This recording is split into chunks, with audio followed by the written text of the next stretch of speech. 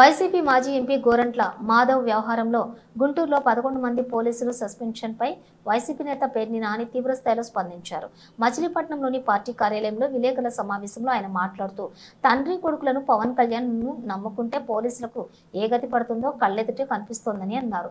హుందాతనం మరిచి red book రచయిత లోకేష్ ను చూసుకుని అడ్రస్ లేని పవన్ కళ్యాణ్ ను చూసుకుని రెచ్చిపోతే తిప్పలు తప్పవని పోలీసులను హెచ్చరించారు. చంద్రబాబు నాయుడు ప్రభుత్వంలో అధికారులను వాడుకుని వదిలేయడం సాధారణమని, ఈ విషయాన్ని రాష్ట్ర వ్యాప్తంగా ఉన్న ఎస్ఏలు సీఏలు గమనించాలని సూచించారు. చంద్రబాబు ఎవరినైనా ఎరవేస్తారని, బలి చేస్తారని పేర్ని నాని తీవ్రంగా విమర్శించారు. అధికారి, బంధువు, పోలీసు, కార్యకర్త ఎవరైనా చంద్రబాబుకు ఒకటేనని అన్నారు.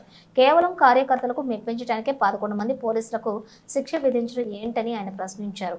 రెడ్ బుక్ చూసుకో, లోకేష్ మాటలు వినో, రెడ్ బుక్ చూసో, లోకేష్ మాటలు వినో, చంద్రబాబు ఆదేశాలను పాటించి కొందరు పోలీసులు అతిగా ప్రవర్తిస్తున్నారు అని విమర్శించారు. దొంగ కేసులు పెట్టడం, కొట్టడం, తిట్టడం వంటి చర్యలకు పాల్పడుతున్నారని, కాబట్టి అప్రమత్తంగా ఉండాలని కూడా అన్నారు.